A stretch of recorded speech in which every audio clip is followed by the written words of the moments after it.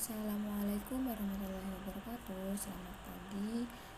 Di sini saya sebagai moderator dari kelompok 3 komunikasi efektif pada anak usia dini. Pertama-tama saya akan memperkenalkan anggota kelompok kami, yaitu Wardatul Askia dengan NIM 5085, Berliana Octavia dengan NIM 5122, Deis Ramadanar dengan NIM 5099, Relita Kurnia Baksta dengan NIM 5089, Janatin Masrurah dengan NIM 5081, Fernanda Aprilia dengan NIM 5136, Afiatna Dinda Daramita dengan NIM 5197, Rizkyandita Putri Ashari dengan NIM 5083, Widya Ningsih dengan NIM 5098, Andini Mei Antika dengan NIM 5096, Hilda Kusuma Apriani dengan NIM 5129, Safarina Melil Haulul dengan NIM 5135, Salsabila Clara dengan NIM 5117, dan yang terakhir ada Indi Hanifa dengan NIM 5088. Pengertian komunikasi. Komunikasi adalah pengiriman dan penerimaan pesan atau berita antara dua orang atau lebih, sehingga pesan yang dimaksud dapat dipahami. Pada umumnya, komunikasi dilakukan secara lisan atau verbal yang dapat dimengerti oleh kedua belah pihak. Berbicara dengan kanak-kanak membutuhkan pertukaran kata atau gagasan dan perasaan di antara dua manusia.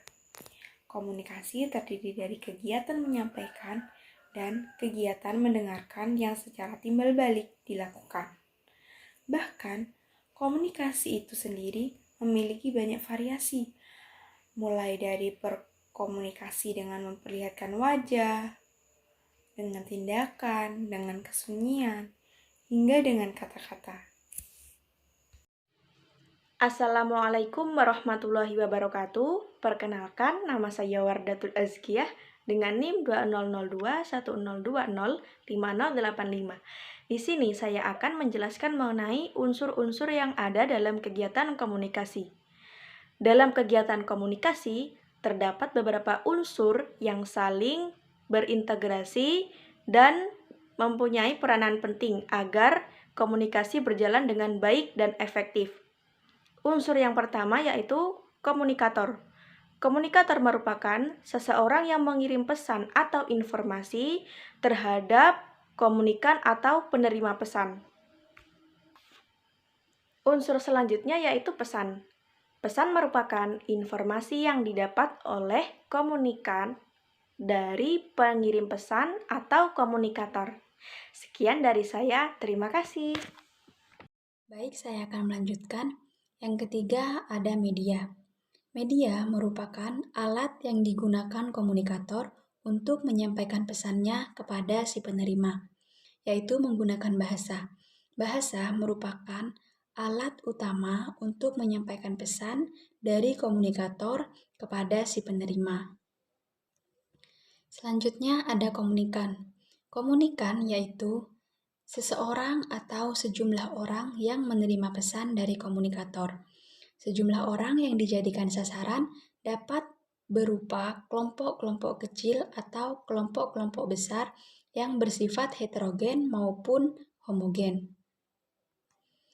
Yang kelima adalah efek. Efek merupakan apa yang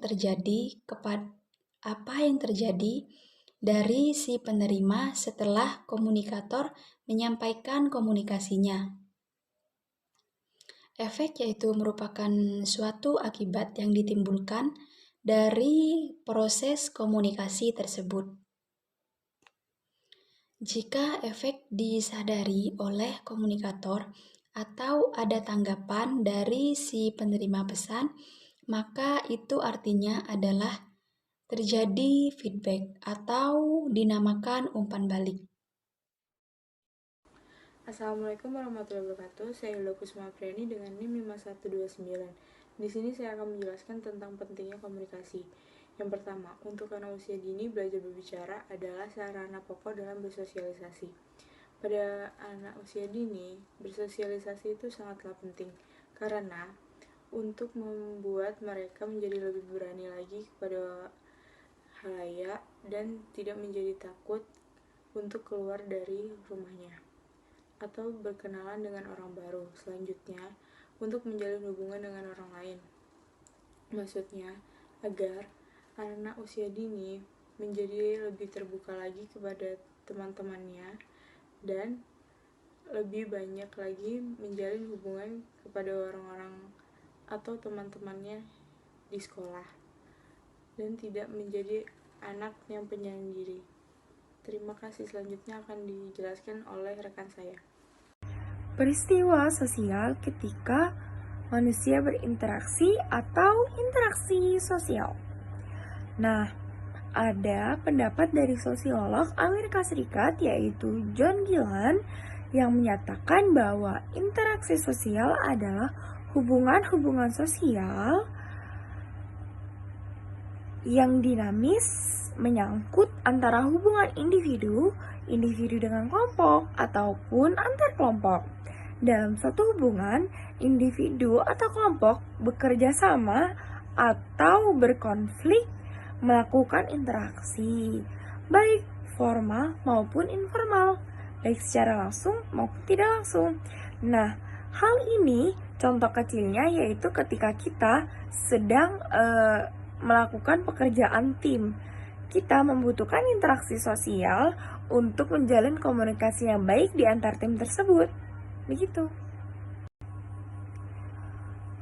Komunikasi pembuka pintu. Maksudnya adalah kita berbicara kepada anak untuk membuka percakapan, sehingga mendorong anak agar berbicara lebih banyak, berbagi ide-ide dan perasaan. Dengan pembicaraan yang bisa membuka percakapan, anak merasa bahwa kita akan benar-benar mendengarkan dan tertarik apa yang akan dia ucapkan. Dengan demikian, anak akan merasa bahwa ide-ide yang dia keluarkan adalah penting, dan yang Anda lakukan adalah menerima dan menghargai serta mendengarkan si anak kecil serta menghormati apa yang dia katakan. Contoh tanggapan sederhana ketika kita percakapan dengan anak-anak yaitu, "Oh, begitu. Iya. Sungguh, bagaimana itu bisa terjadi? Coba ceritakan lebih banyak. Coba ulangi kembali biar kita bisa memahaminya. Benarkah? Itu luar biasa, sangat menarik." Nah, hal tersebut adalah contoh-contoh sederhananya. Nah, selanjutnya, hilangkan kata jangan atau tidak. Katakan kepada anak apa yang harus dilakukannya, daripada mengatakan apa yang tidak boleh dilakukan. Selanjutnya ada berbicara dengan kana. Bukan berbicara kepada anak, melainkan berbicara dengan kana, yaitu kita berbicara dengan menggunakan kata-kata yang lembut dan tentunya dapat membuat anak itu tidak merasa takut dan merasa nyaman saat kita berkomunikasi dengan anak itu. Di sini saya akan membahas tentang gunakan pertanyaan kamu untuk mengidentifikasikan ide dan perasaan anak. Kata kamu menggambarkan perasaan anak dan mendorong untuk mengekspresikan perasaannya yang sedang tidak enak. Jika anak diberikan kesempatan untuk mengungkapkan kesalahan atau perasaan-perasaan lain yang mengganggu dalam dirinya, maka semua yang dirasakan menjadi hilang. Tetapi apabila semua perasaan tidak dapat diungkapkan, dapat merusak diri mereka sendiri. Contoh kalimat kata kamu, "Kenapa Rina kamu tidak seperti Tino yang mempunyai bakat lomba cerdas cermat?" Contoh kalimat yang kedua, tanpa menggunakan kata kamu, "Kenapa Rina tidak bisa seperti Tino yang mempunyai bakat lomba cerdas cermat?" Sekian dari saya, terima kasih.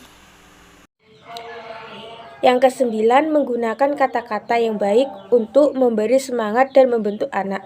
Di sini kita dapat menggunakan kata-kata yang memotivasi anak. Semisal, "Wah, Dinda, menggambar apa itu? Kok indah sekali?" Gambar ini gambar pohon, Ibu. Oh, pohon akan lebih indah lagi jika gambarnya diberi warna. Kalimat positif. Dalam menggunakan kalimat positif yang dimaksudkan untuk melarang anak dalam melakukan tindakan tertentu, kita sebaiknya menghindari penggunaan kata jangan atau tidak boleh. Gantikan kata tersebut dengan kalimat yang lebih positif. Kenapa kata jangan atau tidak boleh kurang baik dikatakan pada anak usia dini? Karena kata tersebut tajam dan kata-kata itu lebih seperti ancaman daripada larangan. Contoh, jangan lari-lari. Kalimat tersebut sebaiknya diganti dengan kalimat, nak, jalan pelan-pelan ya. Contoh yang kedua, tidak boleh merebut mainan teman. Kalimat tersebut sebaiknya diganti dengan kalimat, Wati, kalau mau pinjam mainan, bilang dulu ya sama temannya. Mengenai mimik muka dan bahasa tubuh yang positif. Yang pertama, mimik muka. Mimik muka atau ekspresi wajah adalah dari satu atau lebih gerakan otot pada wajah. Nah, ekspresi ini merupakan salah satu bentuk komunikasi nonverbal dan dapat menyampaikan keadaan emosi dari seseorang kepada orang yang mengamatinya. Cara untuk menunjukkan mimik muka dengan anak yaitu dengan membuat hati anak senang dan nyaman, seperti dengan tersenyum saat mengajak anak berbicara, menyentuh rambut anak, dan sebagainya. Kedua, upaya ada kontak mata dan saling melihat. Upaya ada kontak mata dan saling melihat ketika berkomunikasi itu sangatlah penting. Mengapa penting? Ya, karena yaitu yang pertama meningkatkan kepercayaan dari lawan jenis, yang kedua menunjukkan ketertarikan, yang ketiga menandakan sebuah hubungan, yang keempat memberikan penghargaan. Saat berkomunikasi dengan anak, sebaiknya kita seorang guru atau orang tua melihat anak agar anak merasa diperhatikan dan anak merasa apa yang kita sampaikan sungguh-sungguh. Di sini saya akan menjelaskan tentang gunakan kalimat sederhana atau mudah dipahami anak. Anak itu belum memiliki kemampuan mengingat kalimat yang panjang dan bertele-tele. Nah, sebaiknya sebagai orang tua harap berbicara dengan anak menggunakan kalimat yang singkat dan dapat mudah dipahami oleh anak. Contoh kalimat bertele-tele ini contohnya adalah, Hari, tolong ambil bola di bawah sofa dan masukkan kembali dalam keranjang hijau di samping almari ya nak. Nah, itu kan kalimatnya bertele-tele, membuat anak jadi susah untuk memahami kalimat tersebut. Sebaiknya menggunakan kata-kata yaitu, Hari, tolong ambil bola di bawah kasur itu, dengan kita menunjukkan apa yang kita maksud. Kemudian setelah Hari mengambil bola, orang tua itu sebaiknya mengajak Hari ke samping almari dan memintanya memasukkan bola ke dalam keranjang hijau. Yang selanjutnya ada usahakan posisi tubuh sejajar dengan anak. Orang dewasa itu umumnya memiliki postur tubuh yang lebih tinggi dan lebih besar daripada anak. Maka pada saat berbicara dengan anak sebaiknya mensejajarkan posisinya dengan anak agar anak menjadi lebih nyaman dan lebih enak pada saat kita berbicara atau berkomunikasi dengan anak. Selanjutnya yang ke-12 ada ajukan pertanyaan terbuka untuk berpikir atau menemukan jawaban sendiri. Berikan kesempatan pada anak untuk menyampaikan sesuatu pada orang tua dengan memberinya pertanyaan yang memungkinkan anak menjawab lebih bebas atau terbuka. Jika orang tua ingin mengetahui alasan anak berbuat sesuatu, maka sebaiknya hindari pertanyaan dengan jawaban tertutup. Misalnya ya dan tidak. Contohnya, tadi di sekolah belajar enggak? Kan mesti kan anak jawabannya ya atau tidak. Itu bisa diganti dengan tadi diajak apa, belajar apa sama bu guru. Nah, nanti anak akan menjawab dengan mereka bercerita tentang kesehariannya di sekolah. Yang ke-13 ada beri contoh teladan. Anak belajar dengan melihat lingkungan terdekatnya, maka orang tua perlu memberikan keteladanan atau contoh yang baik kepada anak. Misalnya, orang tua tidak boleh berkata kasar, orang tua tidak boleh berbuat yang tidak baik, karena anak yaitu masanya itu masa-masa kayak masa meniru. Jadi apa yang ia lihat, apa yang ia dengar akan ditiru oleh anak. Jadi sebisa mungkin orang tua mengajarkan hal-hal yang baik kepada anak. Yang selanjutnya yaitu pahami perasaan anak. Pada saat anak mengalami peristiwa tertentu seperti sakit, sedih, senang, kecewa, atau takut, dan sebagainya, sebaiknya orang tua memahami perasaan anak dengan menanyakan apa yang sedang dirasakan, sehingga anak merasa aman dan dipahami. Di sini saya akan membacakan beberapa tips untuk membantu memahami perasaan anak. Yang pertama yaitu ada gunakan kata-kata untuk menjelaskan perasaan masing-masing. Anak-anak belajar segalanya dari pengalaman mereka. Mereka pasti tidak akan mengerti apa yang mereka rasakan sampai seorang menjelaskan kepada mereka.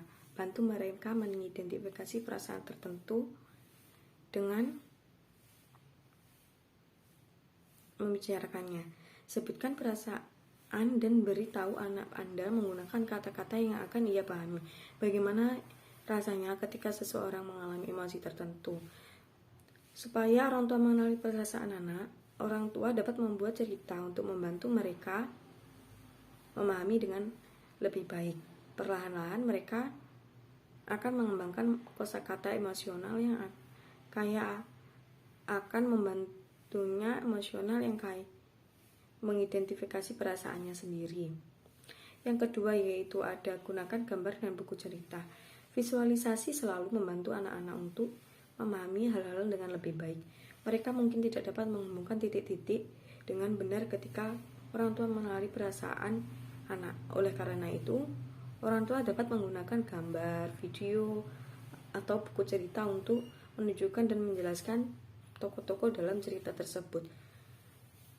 Dan cobalah untuk meniru ekspresi tersebut dan beri anak bunda demonstrasi langsung untuk membantunya memahami dengan lebih baik. Yang ketiga ada bantu mereka mengenali perasaan mereka sendiri. Meskipun orang tua mungkin telah menjelaskan bagaimana perasaan bekerja dan bagaimana perasaan ketika seseorang mengalami perasaan tertentu, anak-anak orang tua mungkin tidak dapat mengenali ketika mereka merasakannya. Perhatikan ekspresi mereka dan ajukan pertanyaan dengan cara yang nyaman mencari tahu dan apa yang sebenarnya mereka rasakan. Kemudian, bantu mereka menyebutkan perasaan itu dan ekspresikan bagaimana perasaan mereka menggunakan kata-kata. Dengan cara ini, mereka akan belajar apa yang harus dikatakan dan bagaimana mengekspresikan perasaan mereka di masa depan. Terima kasih. Yang selanjutnya yaitu jadilah pendengar yang baik. Dengarkan dengan penuh perhatian ketika anak menyampaikan sesuatu. Dengarkan sampai selesai dan hindari memotong pembicaraannya. Tinggalkan aktivitas yang sedang dilakukan supaya anak merasa benar-benar mendapatkan perhatian dari orang tua. Berikut ini ada beberapa hal yang dapat orang tua lakukan agar bisa menjadi pendengar yang baik. Yang pertama, orang tua menjadi pendengar yang baik bagi mereka. Agar anak bisa menjadi pendengar yang baik, mereka sudah sepatutnya orang tua menjadi pendengar yang baik bagi mereka. Pertama-tama, orang tua harus mendengarkan mereka lebih dahulu. Yang kedua, jangan pernah memotong pembicaraan anak dan langsung mengambil kesimpulan. Jangan pernah memotong pembicaraan anak dan mengambil kesimpulan terlalu dini. Tak seseorang pun yang suka bila pembicaraannya dipotong, apalagi ceritanya disimpulkan oleh orang lain. Yang ketiga, dengarkan dan berikan tanggapan positif. Dengarkan sambil memberi tanggapan positif atau antusias. Ada saatnya akan dimintai bicara tentunya setelah anak selesai dengan ceritanya. Bila anak sudah membuka pertanyaan, menurut papa atau mama bagaimana? Artinya itu sudah siap untuk mendengarkan dan peraturan atau komentar dari orang tua. Yang keempat, minta adik atau temannya bercerita dan saling menanggapi. Orang tua minta anak bercerita, lalu anak yang lain menceritakan atau menanggapi cerita yang dikatakan anak. Kemudian, jangan segan-segan membolehkan anak lain untuk mengajukan pertanyaan sebagai tanda dia mendengar. Yang kelima, ketika orang tua bercerita, biarkan anak menanggapi dan bertanya. Pun ketika orang tua yang bercerita pada anak, bolehkah anak mengajukan pertanyaan sebagai bentuk tanggapan dia dan tanda bahwa dia sudah mendengar serta menyimak apa yang diucapkan ayah dan bundanya. Terima kasih. Poin J, yaitu beri tanggapan yang benar, yang artinya berikanlah kebebasan kepada anak untuk mengungkapkan perasaannya. Bila diperlukan, ulangi cerita anak untuk menyamakan pengertian. Berikan tanggapan yang tepat agar anak merasa nyaman dan dihargai. Contohnya, Bu, masa aku dibilang pemalas sama Leo? Tanggapan ibu, kamu kan memang pemalas. Sebaiknya diganti, kamu dibilang pemalas ya, menurutmu bagaimana? Nah, sebaiknya sebagai orang tua harus berkomunikasi dengan baik kepada anak. Contohnya, memberi tanggapan yang benar. Yang dimaksud di sini adalah jangan membuat anak semakin tidak nyaman untuk bercerita atau mencurahkan isi hatinya. Karena tanggapan orang tua yang salah akan membuat anak merasa tidak pernah dihargai. Tetapi berikanlah pengertian yang baik kepada anak. Mintalah untuk menceritakan apa yang terjadi pada dirinya. Barulah kita sebagai orang tua bisa berpendapat kepada sang anak. Poin K, yaitu gunakan nada suara yang wajar. Pada saat berbicara pada anak, gunakan intonasi dan nada suara yang wajar dan sesuai dengan situasi. Ketika menegur anak yang melakukan kesalahan, tidak perlu membentak atau menggunakan nada tinggi. Artinya di sini adalah di saat kita berbicara kepada anak, lebih baik menggunakan nada yang wajar atau tidak keras, atau kata-kata yang membentak. Karena ketika orang tua menggunakan nada suara yang keras atau membentak kepada anak, maka hal yang akan terjadi adalah adanya lemah mental sang anak. Mereka menjadi tidak percaya diri, menganggap dirinya selalu salah dan selalu takut. Ketika orang tua marah kepada anak, lebih baik menegur dengan baik. Berilah pengertian kepada anak.